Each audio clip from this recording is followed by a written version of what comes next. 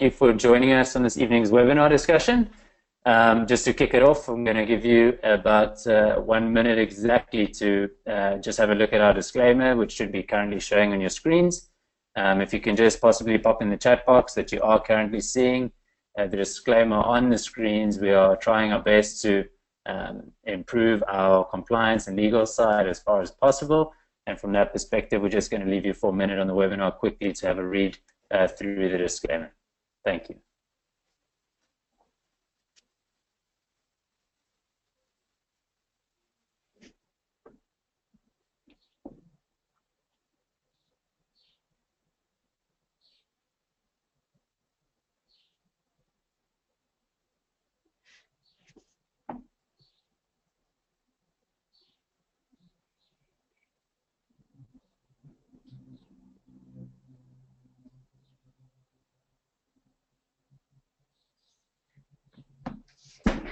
Perfect. JP, if you can just move on to the next. I see there Rian and Jason has indicated that they can see the disclaimer and that it has been up. So if we can just move over to the next slide, that'll be great.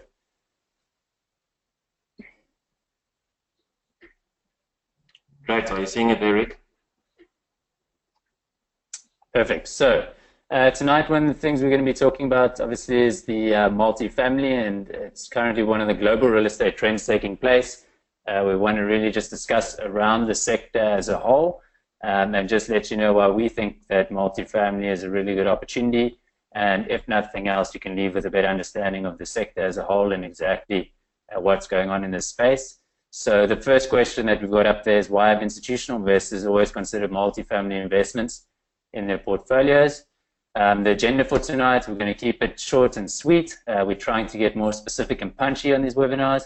So from myself, just in terms of introducing the panelists that are on with me tonight and joining on the webinar, we're going to look at that. We're going to look at 7 key considerations for 2017 in the multifamily sector specifically. We're going to look at a current opportunity that we've got available, and then we're going to address some questions and answers. So if we can head over to the next slide, and just with regards to introducing the other 2 panelists here tonight, as well as myself first, my name is Ricky Jack. And I've been with Migrate for about 3 years now. We're really just a company that's been thriving from strength to strength over the 3 years while I've been here.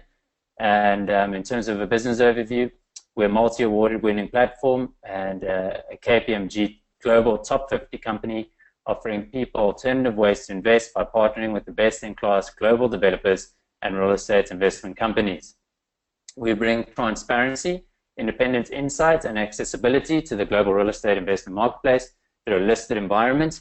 And we make use of our global investment due diligence systems to ensure global consistency in safety, wealth preservation, and sustainability. Over the last 3 years, as you can see, I've mentioned that I've been here for 3 years. So it's been a good journey from the beginning. We've concluded over 6 commercial real estate investment projects with a value of around $100 million.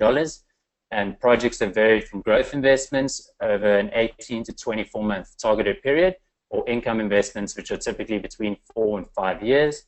And they've been delivering investors returns from 12 to 19.5% or above. Just to clarify on the return metric there, that would be an internal rate of return. Quarterly dividends, okay, which gets paid out, the cash flow of the building, known as quarterly dividends, is typically between 7 to 9%. And it's paid out, or that's an per annum rate, whereas it's paid out every 3 months. And those are typically paid out only in the income investments because those are buying existing buildings which have a current rent roll from day one. So you can also see there on the income investments, we also still experience an average capital gain of just over 6%. Our clients, you can see we've got a diverse range of clients. In 2016, 15% of our 1,488 users which have registered on the platform in 76 countries made an average investment transaction of $76,000. The minimum investment currently to date has been about $1,000, and currently we've got a really good reinvestment ratio of up to 70% with our investors.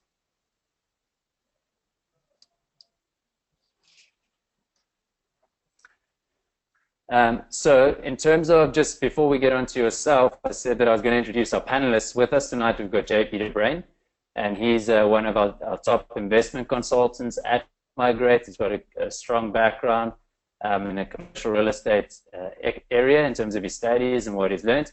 And we've got Willie Ulfse, who's the head of our due diligence, and who heads up all the diligence on all of these projects. Is extremely competent when it comes to spreadsheets and doing research and analytics and asking all the difficult questions. And typically, he's the guy that's trying to kill the deal before we move ahead with it, and we really, really appreciate that attitude about him. So in terms of telling us more about yourself, please go ahead, use the comment section and let us know what country are you from, and do you currently have any offshore real estate investments?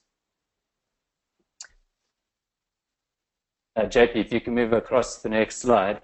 Like I said, guys, if you can just follow that in, what country are you from, and do you currently have any offshore investments?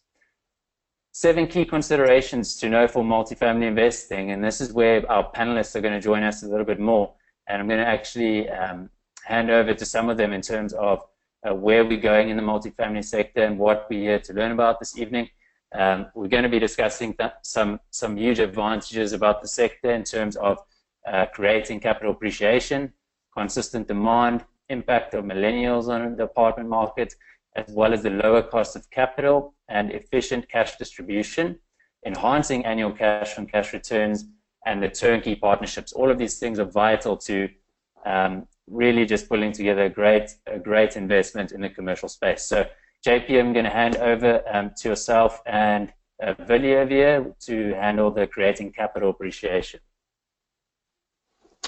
All right, great stuff. Good evening, guys. We are looking forward to sharing you the information about this multifamily sector. So with the first point, creating capital appreciation, I think that's one of the things that's so attractive about this sector, is the fact that you have the ability basically to benefit from a couple of things. Being an owner, and what it means is that you can physically, when you look at this this type of transaction, it's usually a couple of units. What we like about this market is the fact that we look at properties that's dated about 1980, which means that effectively it does need some love and tenderness, which effectively allows us to physically do some improvements. In saying that, that means that when you do the improvements on the interior side or on the outside, maybe because it's like a small community, this multifamily, if you think about more like an estate, so in an estate, you've got some amenities that you share, like a swimming pool, maybe some braai facilities or barbecue facilities, and maybe adding some stuff for the kids, and in saying that, it means that you are having the ability to add value to the user experience, which means that you can actually ask a bit more. So what we find is that in these older properties, you have the ability to increase the rate more quicker than what the inflation will be, because of the fact that some of these older buildings, you'll find that the rent didn't keep up as to what the market demands. So it means that the rent goes up, which effectively means your rent roll goes up, which means effectively at the end of the day, on the multifamily is not related to what you find with a house where you're in a typical suburb. That suburb, you can only get 1 million for your house, where in the other suburb it's 2 million, and it's sort of suburb related. On a multifamily, it's a commercial real estate, which means it's affected by your rent roll and the fact that you are able to work on a capitalization rate.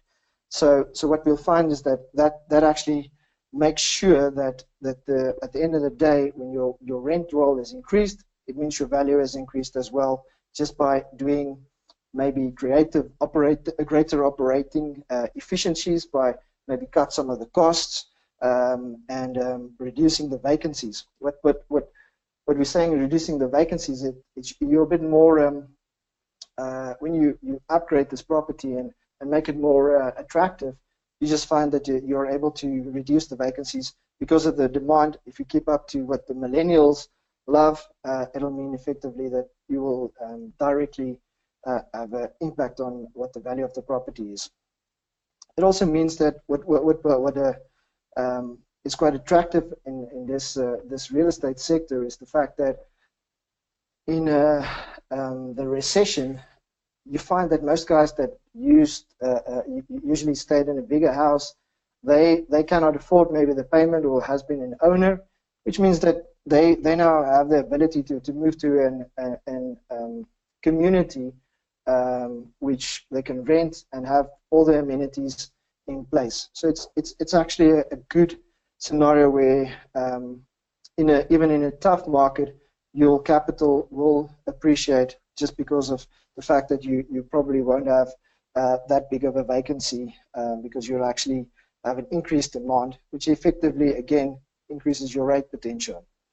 So if you manage the property well and it's fully leased, it'll give you also then a stable cash flow. It's not going to see this rapid day-to-day changes that you would find when you're renting out a house because you only have one tenant. So you've got 250 guys sharing in the burden. If you can move on to some of the other slides.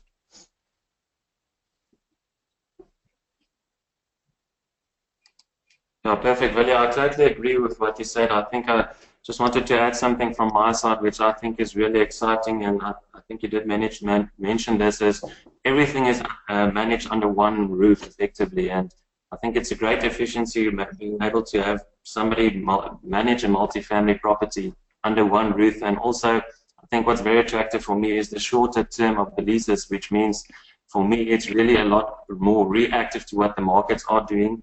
And you also said the managers of the property can more quickly adjust the rental rates at the moment if they can see there's a bit of a bubble, a bit of a dry spell going in the market. So the adjustability and the reactability in the market with the short-term leases is what I think is also very attractive regarding this.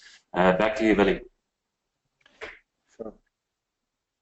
Yeah, we can move on.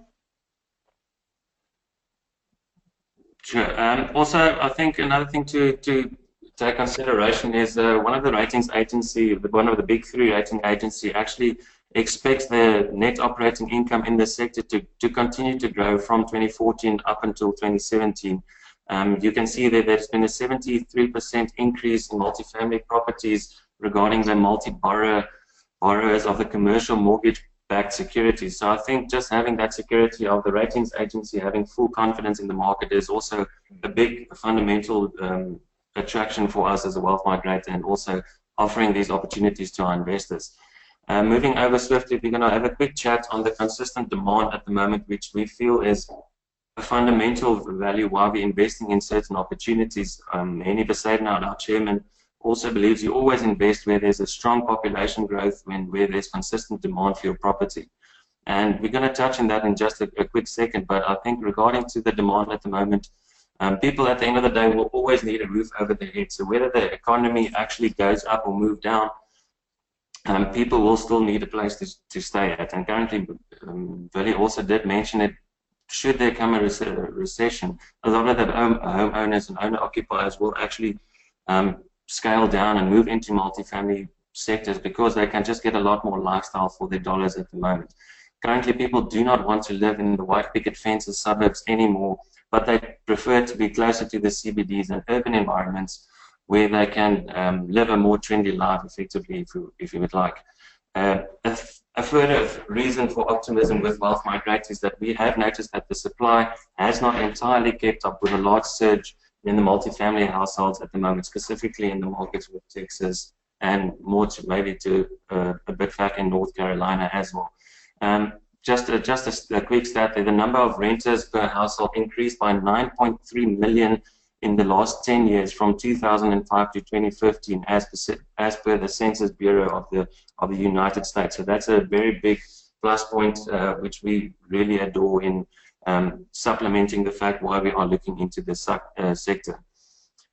Also, another thing to consider is with the favorable capital market conditions at the moment, as I said, the trajectory for the rental demand in the multifamily sector is currently well poised for strong and continued growth. Willie, is there anything else that you maybe want to chat?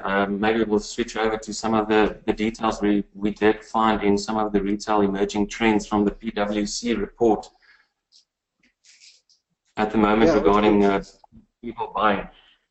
Yeah, no. So what this PwC emerging trends report states, this actually comes out on a yearly basis, and as you can see that the cross-border investors and institutional guys are the guys that's continuing investing for the last year in this market. You'll probably ask, but why is the listed REITs exiting? But the fact of the matter is that the REITs only have a certain time frame for most assets, you know. So what they usually will also try and do is add some value, as I discussed earlier. You know, what we've seen in some of the other investments that we've looked through is that the optimal time is usually a 4-year period, and if you sort of trace back as to the recession, it's basically an 8-year trend going back, which means they probably already cycled to properties during this time frame. So if we continue on to the next slide, which is just showing us some more stats around why this market is performing so well, or that we can sort of just confirm the consistent demand. JB, if you Yeah, sure. I think another thing to note as well, Capital One is one of the bigger banks in America, and actually they have financed some of our medical properties before, and they've done a survey at the end of 2016, and they have full confidence at the moment that the demand will still currently outweigh the supply in 2017 going onwards. You'll see there's a little comparison there between all the property sectors, the apartment sector and the core commercial, and you'll see that the apartment sector, which forms part of the multifamily, which we are involved in, actually comes out tops at the moment what we are looking for. So it's again some just confidence boosting elements from other people who are with their ear on the ground, and I think it just plays true to the investment criteria that Wealth Migrates look in before they enter into any other opportunities. I think that's that from the demand side, and moving swiftly over, we'll just have a brief chat on what the millennials actually have on the impact they have on the apartment market. And one thing that's very clear at the moment is with the growing population, yes, the population is getting older, but the biggest, can I say, concentration of the population is at the moment is the millennials, and they are having the biggest impact in the real estate market. But the big thing to notice at the moment is that a lot of these college students and younger adults are saddled with great college debt, and they are also following greater job opportunities, meaning that they have to be more mobile at the moment, and they cannot really afford to take on any mortgages at the moment. So they will prefer to go somewhere where the cost of living is a little bit less, as in these primary cities like New York and Los Angeles, but they're more looking at states in Texas, specifically Houston, Austin, and Dallas-Fort Worth as well. Another thing that I think is noteworthy at the end of the day, you'll see a stat there that currently the average student debt in America is about $35,000, and people at today's age tend to focus a lot more on the education, taking a lot more time to get that back, as opposed to getting married and in the old days when it was the norm for 21 years to start building a family. So this just shows that there's a greater demand for people to be mobile and not fix themselves into a mortgage at the moment, which greatly supports the fundamentals on why we are in the multifamily at the moment. So they are having a huge impact regarding that at the moment. I think if we swift over to the next slide, there you'll see that 43% of the tenants who plan to move over the next 2 years are millennials, also meaning yet again that they are not having the capacity to take on any mortgages at the moment due to the combination of tight finances and the specific lifestyle preferences that they are looking for at the moment.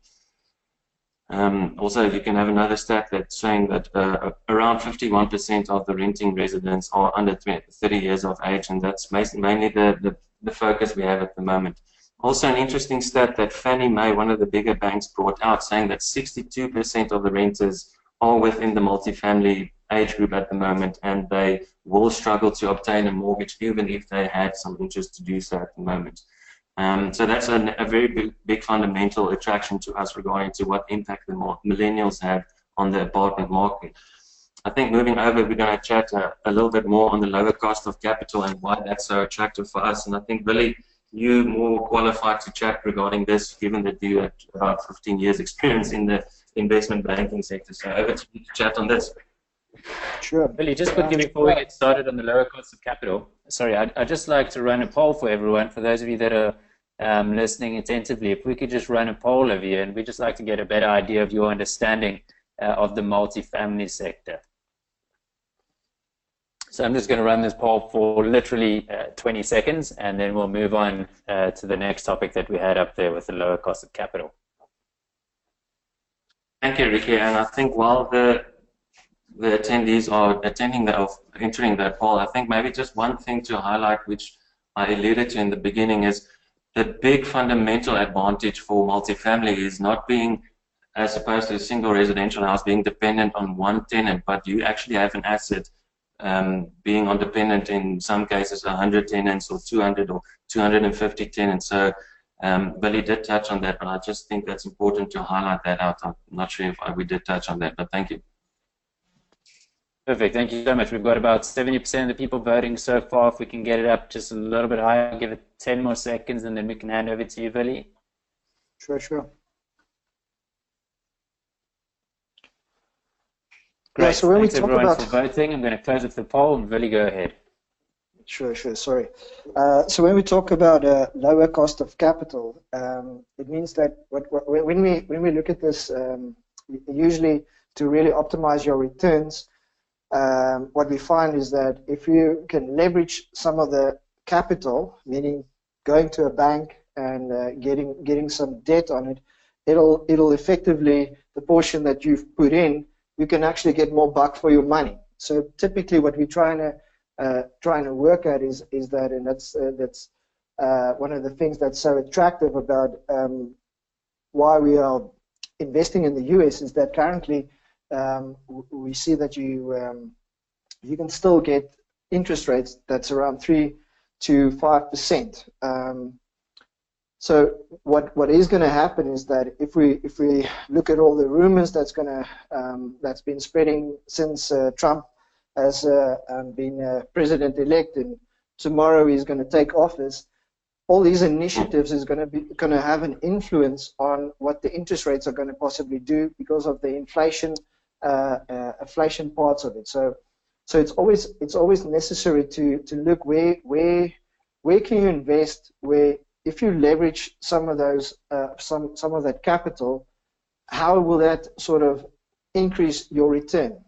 And that's why when we look at the US versus South Africa, you'll typically find that currently the cap rates in South Africa for a similar type of building is around 8 to 12%, depending on the area, of course, and that's why it's 8 to 12%. Same with the US, it's between 6 to 9%. It all depends on how big the building is, the location of it. It all plays a part.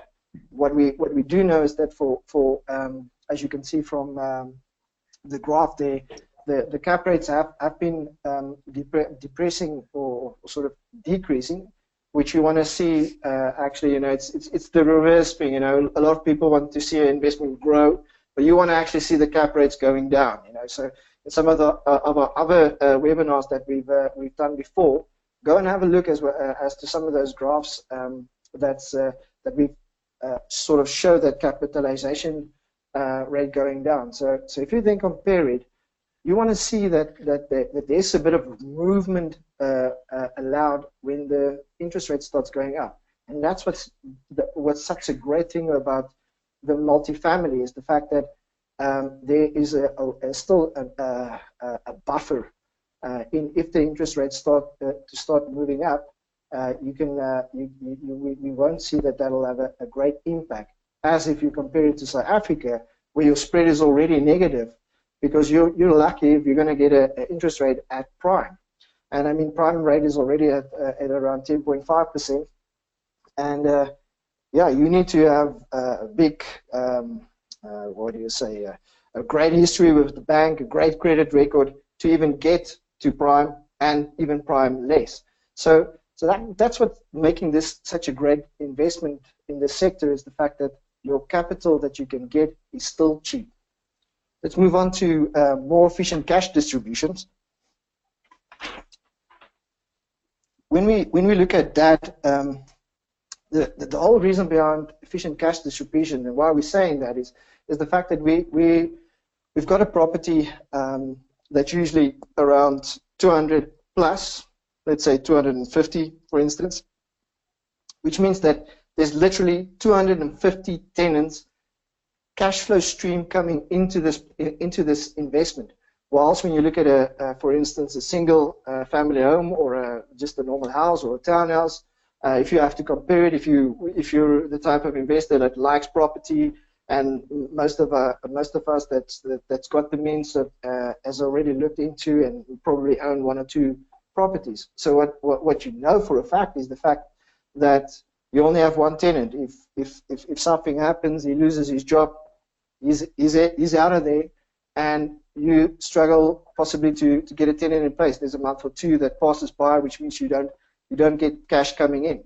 Whilst on the other side, with this spread over 252 units, you really need to lose at least more than 20% to really have an impact on your cash distribution. So that's why if you in this sector, and what our strategy around investing in this is finding a property that needs some attention, that you can boost there's still room to boost the rents, which means effectively, whilst some of them moving out, you can upgrade the property, the unit, and then increase the rate with the new guy that you are replacing it.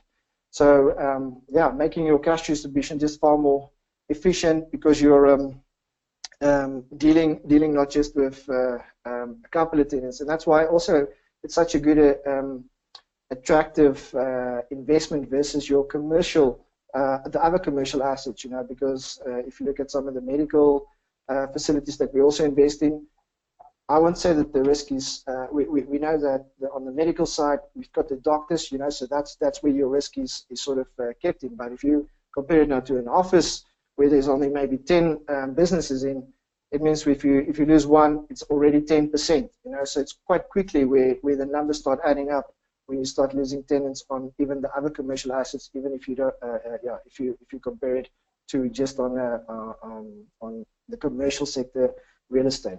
All right, let's move on to the next one.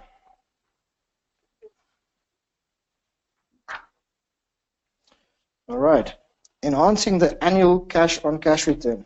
I think it's I've sort of touched on it, but it's quite important to just to underline it as well as a simple fact is that like the Russian proverb say, don't buy the house, buy the neighborhood, and that's basically what you get when you're looking at a multifamily real estate asset. It is a community.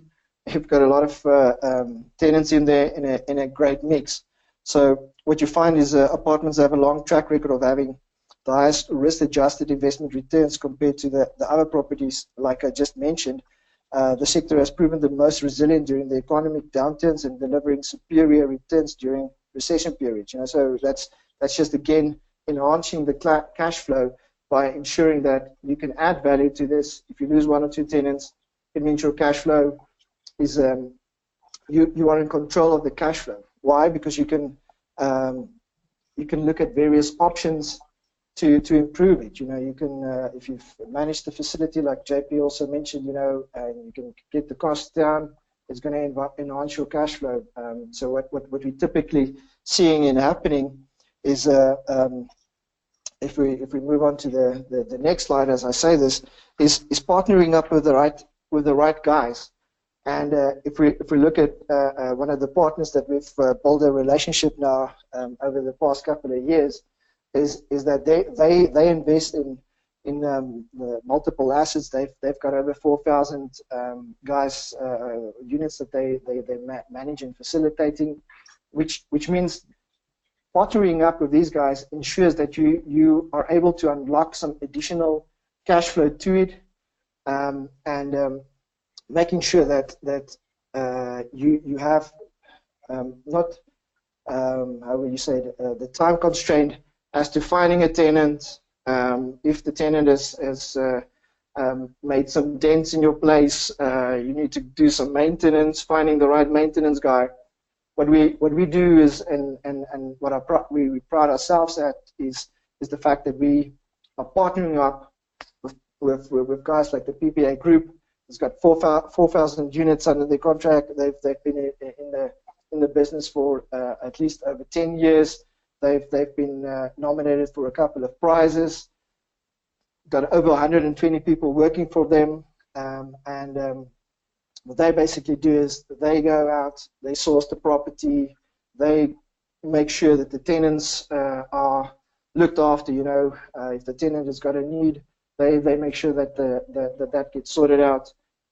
Improving the rent roll by doing minor increases. For instance, the one property that we're looking to partner with them is in Houston, where they look to just change the interior on the inside, and that means that they can effectively raise even the rent rolls by 6%, whilst if you look at compare it to other assets, it's around 3%. So these guys basically do a whole turnkey in which they ensure that the building is kept after, your rent roll is increased, and if there's tenants that needs to be moved out, they sort that out. So it's a one-stop shop that these guys provide for us, and we're quite comfortable. We're looking at doing some more partnerships with similar type of partners that's got a track record. You know, we've got a criteria that these guys need to meet. We look after their credit record and if they had any litigation, because we don't want to partner with just anyone, you know. So that's always important. Yeah, I don't think if you guys want to add some more, I think that's about the 7 points that we want to cover tonight. No, I think thank you, Billy. I think you covered it quite substantially, and the key in any business relationship is having confidence with the people you are in business with. So, as you alluded of, included there that the PPA Group has been involved in the market and they've got a remarkable record. So that's definitely a big advantage for us. So, yeah, back over to you, Ricky. Perfect. Thank you so much. I really appreciate that information, JP and Billy. At the start of this, we asked the question, rate your understanding of multifamily. I hope that after that bit of insight, you've got a better idea into multifamily and as to why exactly it's good.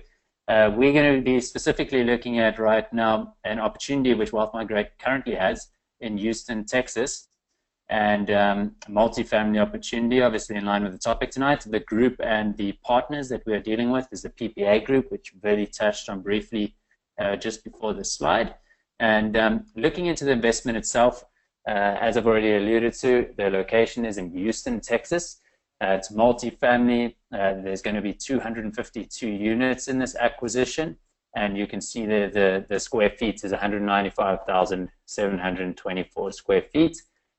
This is the same group that manages PPA Group, which Billy mentioned, that has over 4,000 units. So you can see over here, this is just a small part of a very experienced team's portfolio. The deal value itself is $15.702024, so that's $15,702,024. The project equity and the equity raise amount, which we've been dealing with, is $5.9 million. The duration of the project is a period of 4 years. The internal rate of return there is projected and estimated to be 19.6%. The investment income, the average is 7.9% per annum.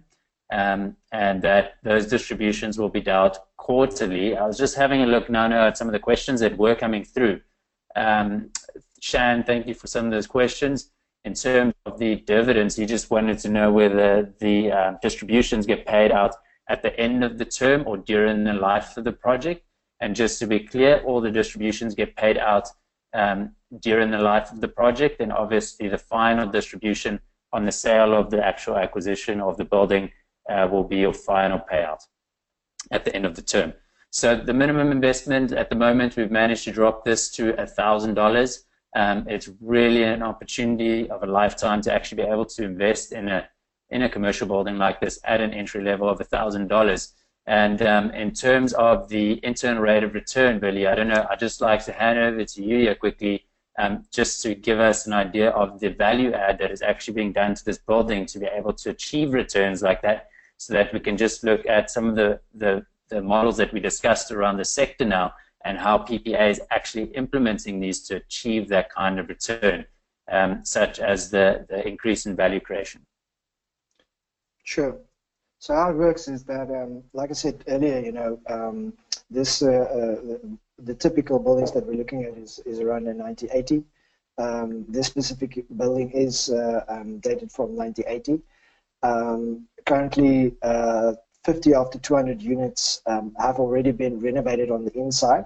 The property was recently given a new roof and some good painting on the outside, so the exterior was properly upgraded, but the interior was still lacking. So over the next 2 years, we're going to see around 200 units being upgraded. And when we say upgraded, it means that they're putting up some new typical. They've got stoves and microwaves and all compliant appliances, and new painting, and what is it called? I think it's carpets, as well as doing the kitchen over. You know, so they're raising modernizing the units, which means effectively it actually allows us to, I think it's around increase the rental by over 6% over the next 2 years by just changing this up. Currently, the vacancy is around 90%. And we should see that increasing after we've done the renovations. In saying this, the current cap rate that we are forecasting on is around 6.5%, which is quite conservative.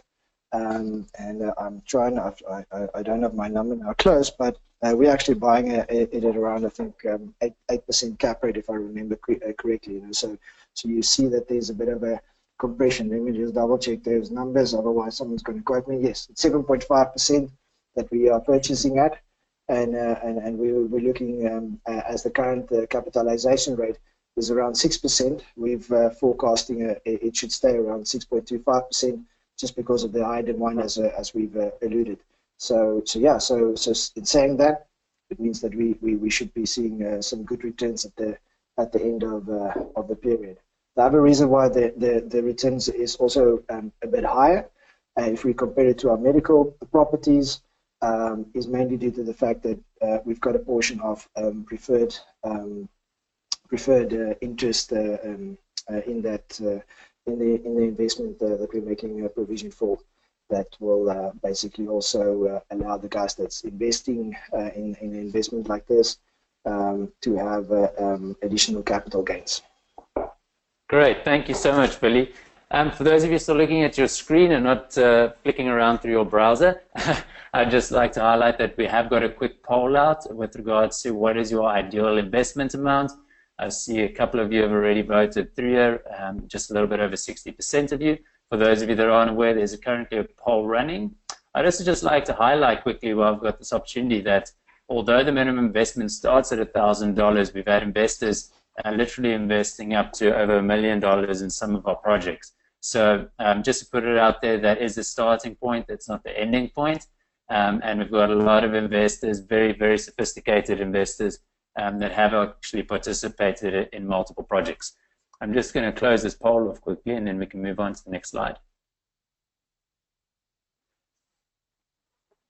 Okay, so people want to know what do I earn in my wallet. Those returns are that we spoke of now are all well and fair, but how does this break down for the average investor, and what actually happens in terms of cash flow? So what you'd earn in your wallet if you invested $10,000, we've got over here. So remember, we get quarterly distributions. Every 3 months, payments go out. The amount would be $184 per quarter in year one. So we've got a total there of $739. Total year two would be $863. Remember that would also still get paid out quarterly. We're just not showing every single quarter's distribution. Total year three will be $720. And then the capital gain from the sale, which will end in your pocket, will be $6,389. Vili, just something for people to take notice of over here. We've got quite a bit of fluctuation in the cash flow from year 1, year 2, year 3. Maybe we could comment a bit on why that is the way that it is, just very briefly to give people a good idea. Yes, no, thanks, Ricky, just in mentioning that, because that's definitely the question will be why you're telling me now you're increasing the rent roll, but in year 3 we're actually going to get less. So the reason being is that in the first 2 years we've got an interest-only loan, which means by year 3 the interest and principal needs to start being paid back, and that's predominantly the reason why the return will drop a tad. That is the main reason there. Perfect. Thanks, Billy. So I was just hoping to answer the question before anyone needed to ask the question. I think we did that quite well. The total in year 4 you can see is $7,230, and the estimated return in total. So for every $10,000 that you invest, this is what you will get back out. It will be $19,554, and that's over the life of the project over 4 years. If we can just move on to the next slide.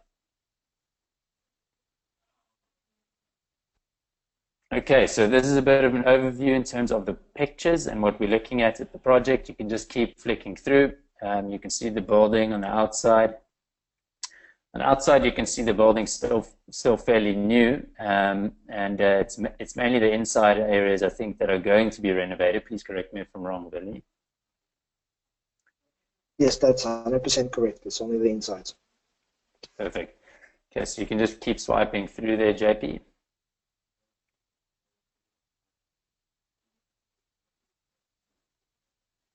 All right, we've got the quick recap. JP, I don't know if you want to take us through that quick.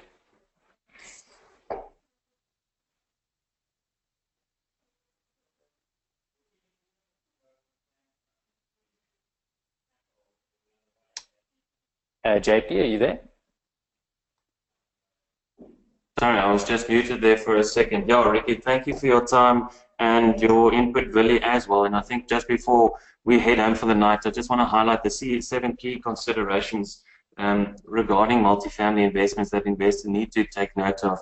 And one of the first ones that we've delved into that is the creating of capital appreciation is where input literally will result into output, as opposed to you being directly dependent on the sales of the market around you when you are looking at single residential housing. And we've touched also greatly on the consistent demand at the moment, and mainly specifically the impact on what the millennials have on the apartment market. Billy has also delved in quite on depth on why the advantages of a lower cost of capital and why it does actually result in more efficient cash distributions, and also the attractive risk-adjusted returns. And Billy also did mention in quite depth the partners that we are involved with and why it is so important to have a full turnkey partnership involved with this, as opposed to trying to do and take these projects on remotely from anywhere in the world. So I think that's the 7 key highlights for 2017 in multifamily to consider. I hope this is something that is tangible, that you can take home and apply to any future investments, considering any multifamily investments. And I thank you for everybody's time. Maybe, Ricky, if you want to just take them through the next steps. If anybody wants to get involved, what do they need to do? Perfect. Thank you so much, JP. So if anyone wants to get involved, the next steps would really just be to go onto our platform and sign up. So for those of you that don't know, you'll need to go to www.wealthmigrate.com. On there, you'll get a much better idea of the company and the investment itself. You'll be able to see a lot of the details around the investment. Please look out for some of the sections as to where you can actually download the marketing brochures and get a better understanding. We've also got our property supplement on there. As you saw at the start of the actual slide and presentation, you'll be investing in listed equity, and as part of the compliance, we actually put together what's called a property supplement. And you'll be able to download it on there and get a much more comprehensive idea of the full project, the transaction, and how it takes place. So once you've registered online, You can actually do the full transaction online, and you can go ahead and invest and manage your portfolio all through the portal. It's a fairly simple process to follow, and I think daily we're looking to refine it. So any feedback would be welcome. With that, I would also like to invite a quick FAQ section. I see that we have got some questions that have come through already, but right now this is the opportunity for anyone else that would like to ask questions. So please just start typing them into your question bar and comment section. In terms of the first question we've got here from Luck Jacobs is, how sure are you to find a buyer for the scheme in 4 years' time?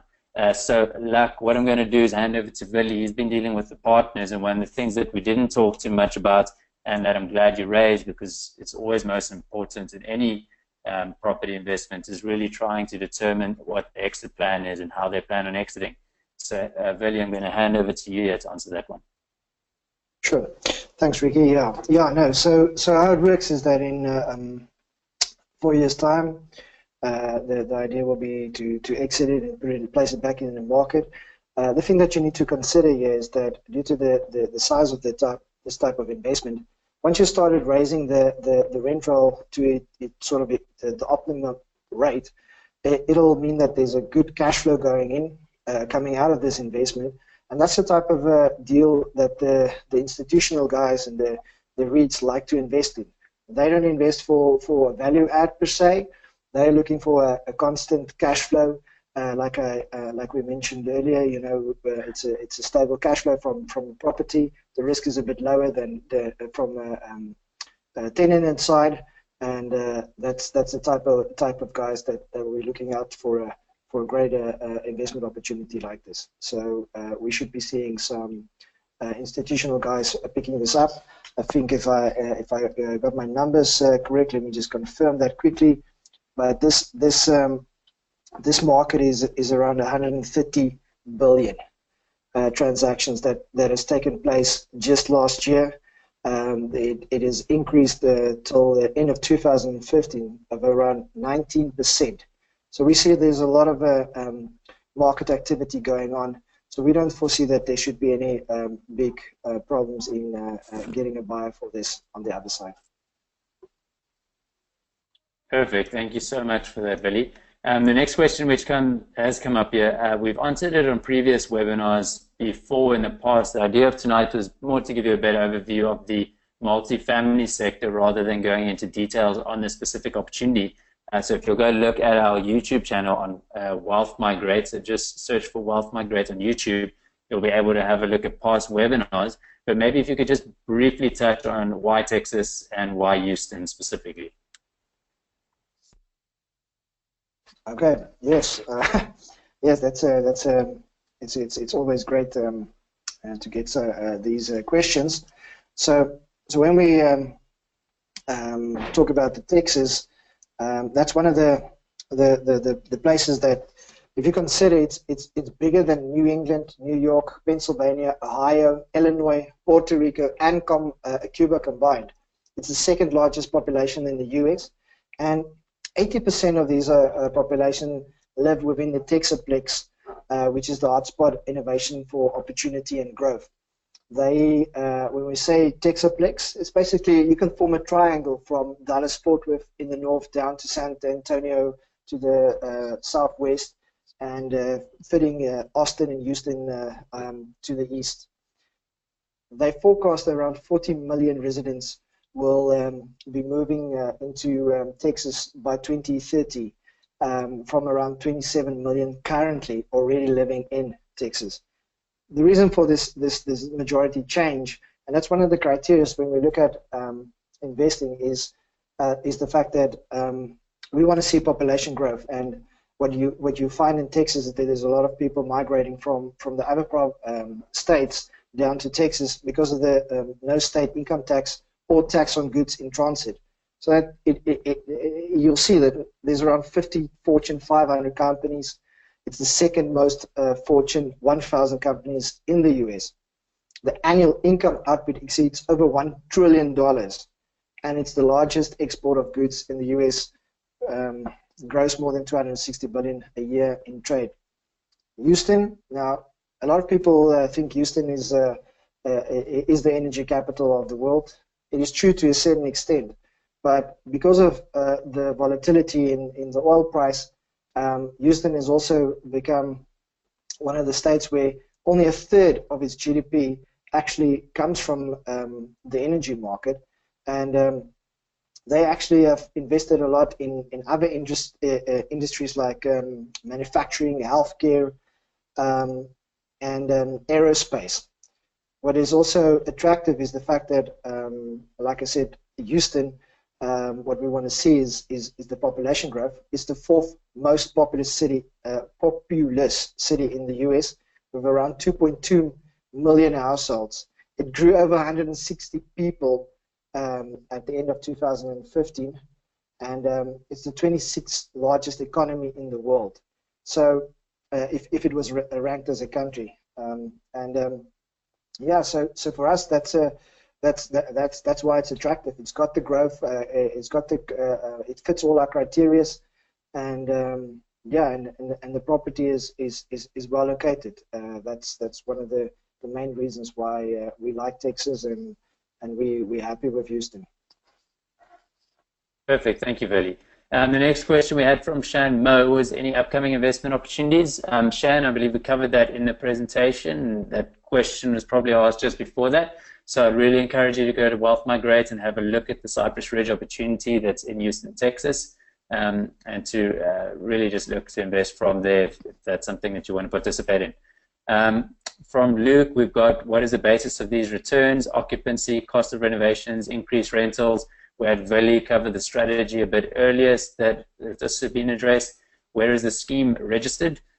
So it's not an investment scheme as such. The way that it's currently been set up, as we mentioned at the start, is it is a listed equity, and the equity is being listed in the Seychelles on the Tropex. The SPV that actually holds the property is based in the United States. And everything happens according to a distribution agreement, where all the profits that have rights to the all the profits that you as investors have rights to flow back to the listed entity in the Seychelles, and from there you'll receive all of your dividends paid out as a foreign dividend. So all of your distributions get paid out as a foreign dividend, as well as your capital gains. And I would encourage you, if you've got any tax questions related to that, to seek tax advice from a tax advisor. Any upcoming investment opportunities, again, was one of the questions. We've addressed that. And then Rion Miller wants to know if you can buy one of the properties after 4 years. So Rion, just to give you an idea, the whole single family sector is driven under single title ownership. So unfortunately, you won't be able to buy one of the properties. And I believe that's it. I've got no other questions coming in at this point in time. So once again, I'd just like to thank JP and Veli so much for being online and assisting us this evening. And even more importantly than them, I want to thank all of those that attended this evening. We genuinely appreciate your time that you've spent with us. We hope that we've been able to add value to you. And as mentioned below over here, if you are interested in reaching out to us directly as opposed to going on through the platform, please stay in contact with Jason at wealthmigrate.com. Jason's our sales manager, and he'll be able to assist you and just point you in the right direction. Without any further ado, I just want to thank you once again for being here, and I think we can close off this webinar. Thanks, guys. Yeah, thank you, Ricky. Thank you. Cheers, everyone. Have a good evening. Goodbye. Bye-bye.